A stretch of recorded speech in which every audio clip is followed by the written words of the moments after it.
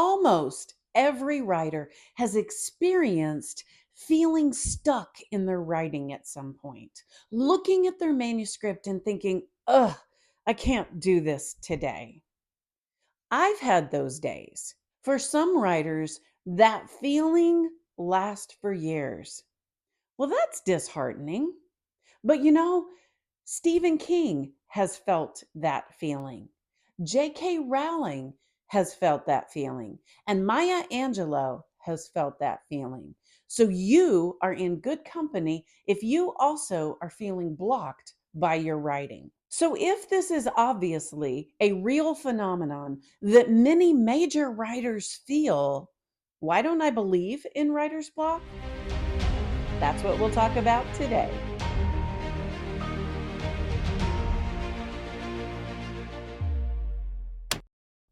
Well, before I can really explain why I don't believe in writer's block, I think we need to start with a definition of what writer's block is. Well, according to the Oxford Language Dictionary, writer's block is the condition of being unable to think of what to write or how to proceed with writing. Well, another definition comes from Merriam Webster, which defines writer's block as a psychological inhibition preventing a writer from proceeding with a piece. And this definition is why I don't believe in writer's block. It's because it defines it as this psychological thing that disempowers you from writing. It's almost like it's something you can't do anything about. It just happens to you. And that means that really you can't do any writing until that feeling passes away. And that is simply not true. It's a mistake and it is completely wrong. You see, the way that I see it is this phenomenon that we commonly call writer's block is actually something that serves a purpose. And once you understand that, it will revolutionize your writing. And you probably won't believe in writer's block as Merriam Webster defines it anymore. So let me bring in the research to explain my point. There was a study done in 2022 by Ahmed and Gus from the University of North Florida. They called it an analysis of writer's block, causes and solutions. And it was published in the Creativity Journal. I'll link to their study below, and I'll also link to a blog that describes it, which may be more accessible to you if you're not an academic. Sometimes those research articles can be pricey. Well, in their study, they found that there were 4 reasons for writer's block. So, the first reason that they found for writer's block was physiological. This is things like stress, anxiety, intense emotions. And about 42% of the writers in their research study said that they experienced this. An example might be depression or having a harder time writing whenever they have a mental or physical illness or high stress in their life, having health issues. Anything that leads to fatigue or exhaustion would fit in this category. So, what do you do if you feel this? Well, your body is cueing you that something isn't right in your life. Discomfort prompts us to change. So, what do we do when we experience this kind of writer's block? Well, the answer most of the time is to write anyway. And here's why. Your body is cueing you that something is wrong. In fact, your body often creates some sort of a discomfort to get your attention because we won't change until we're uncomfortable enough to make that change. We as humans often need the discomfort of staying where we are to be greater than the discomfort of change to make something happen. And so our body is helping us with that. It's cueing you that you're exhausted because you've been working too hard. It's cueing you that there's something in your life that is unresolved. And because of that, you're feeling depressed. It's cueing you that maybe you have a major holiday gathering coming up with family members that is going to be uncomfortable and you're feeling anxiety. Your body is letting you know that is coming and it's preparing you for it so that you can do something about it. By writing anyway, you can work through some of those issues either by journaling or by having your characters work through it. Maya Angelou wrote in her book, I Know Why the Caged Bird Sings, that when you are suffering from writer's block, you should force yourself to continue writing every day, no matter if you're pleased with what that final product is or not. You should just write anyway. So if you are feeling blocked because of something physiological, listen to what your body is telling you. Notice what it is encouraging you to do and work through that in your writing. But back to the research. The second reason that they found for this phenomenon we call writer's block is motivational. And about 29% of the subjects in their study reported that that was the reason they experienced writer's block. This could be defined as something like fearing rejection or being afraid of criticism. So, that need for perfectionism, that pressure to perform, to do better, or being afraid that what you do will be judged as not good enough, that would fall into this motivational category. So, what do you do when you experience writer's block for this reason? You write anyway.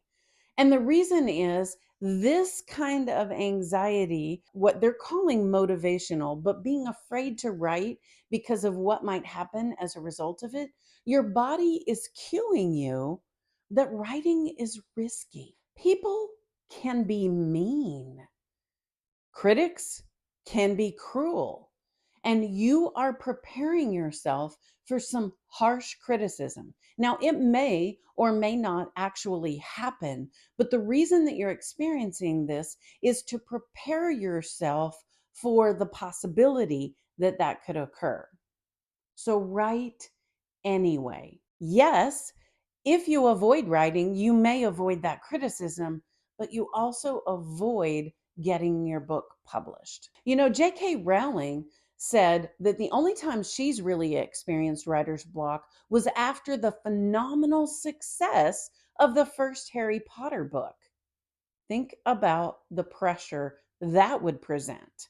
I mean, what if the next book's not good enough? What if the storyline declines? What if people don't like it anymore? She wrote in her blog, I've only ever once in my whole professional life had writer's block. That was in the second Harry Potter book, and I absolutely froze because the first book had overshot my wildest expectations, and I was in a state of panic. It only lasted about a week, but I just couldn't see my way forward. So if you've ever experienced writer's block because you're afraid of what people will say, well, you're in the company of J.K. Rowling. Well, the third thing that they found that contributes to writer's block is what they call cognitive factors. And about 13% of the people that participated in their study said this is the kind of writer's block that they experienced. So these would be things like being really rigid in their thinking, being perfectionist, not really planning out properly, things related to kind of how you think and plan would be in this category. The key difference in this one and the previous one is that it's actually about the work itself. It is about how you're thinking about the work that you are doing, the writing you are doing. So, what do you do if you're experiencing this kind of writer's block? You write anyway. You see, your body is cueing you that there is a problem somewhere. There is something in your plot that isn't working. You're trying to get your character to do something that your character wouldn't do. You are presenting a series of arguments, but those arguments aren't working out. Whatever it is, there's something that isn't working, and you know that down deep, but you maybe haven't identified exactly what the problem is or how to resolve it. So write anyway. Stephen King experienced this when he was trying to resolve a plot issue. In his book on writing, he says, "There came a point when I couldn't write any longer because I didn't know what to write." He had been writing, he had pages and pages and pages, but something wasn't working and he was stuck. His writer's block was fueled by the complexity of his plot, and he needed to be able to work that out before going on. You see, when your body is cueing you like this, it's actually working pretty efficiently because Stephen King could have continued writing and gotten even more muddled and wasted even more time. But because he felt stuck, he paused, he resolved the plot issues, and he finished his book, and a lot more after that. Well, in that study, 11% of the subjects reported behavioral issues as the reason they experienced writer's block. This would be procrastinating, being too busy to write, not really having the time to write, those types of issues. Sometimes it occurred because an author was busy promoting their previous books and not really having time to write the next books. It could be that they had a demanding professional schedule. That's like us, right? Busy people writing in the margins of their lives. Logistically, it may just be really hard to write because it's hard to find time to write. So, what is the answer when you experience that kind of writer's block? Well, of course, the answer to that is to write anyway. If you have the capacity and the discipline, then write anyway. Otherwise, be intentional and just decide, I'm going to take a break from writing for a set period of time and allow yourself to not write during that time. That's okay as well.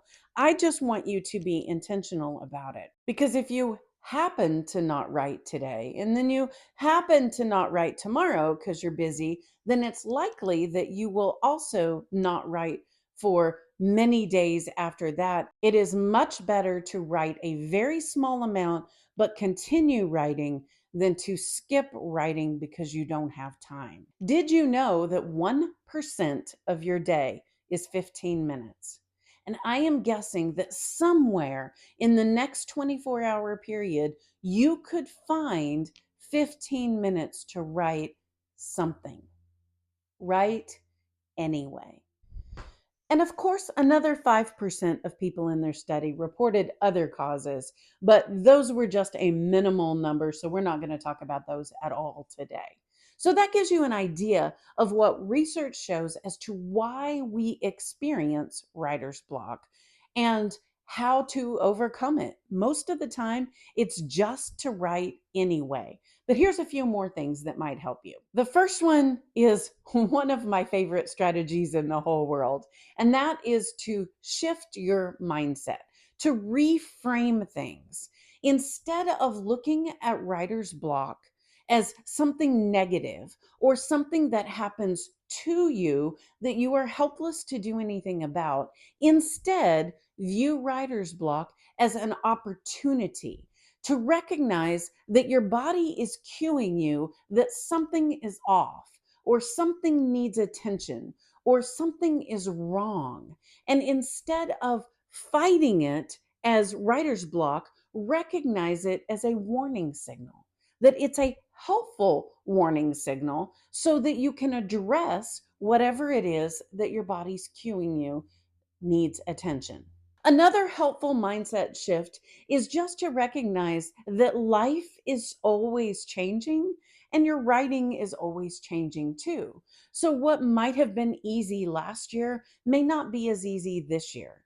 Things that worked for you last year might not work this year. Strategies you employed when you were single may not work once you're married or have kids. So just embrace that change means that change happens to your writing too. Reframe those negative thoughts about writer's block into opportunities.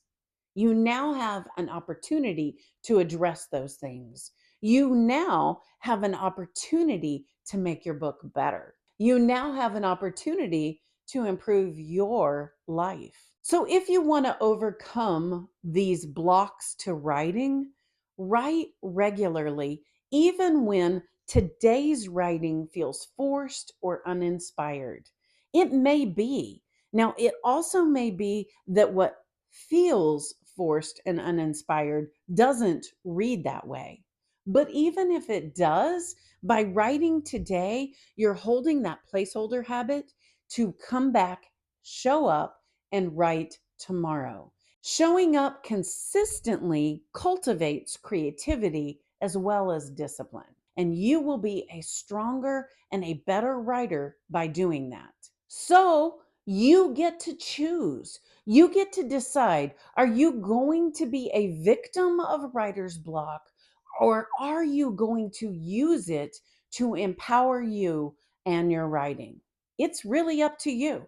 Are you going to see writer's block as your friend helping you even when it gives you some tough feedback? Are you going to see writer's block as your friend that keeps you from overcommitment? Are you going to see writer's block as your friend that is identifying when your values may be in conflict? This channel is all about the behavior and the psychology of writing. You know, I'm a licensed professional counselor, so I can't help but see writing through that lens. And if you like content like this, make sure that you're subscribed so you can get more videos that help you to understand things like writer's block through the lens of psychology. And if you want to keep watching right now, YouTube thinks you're going to love this video.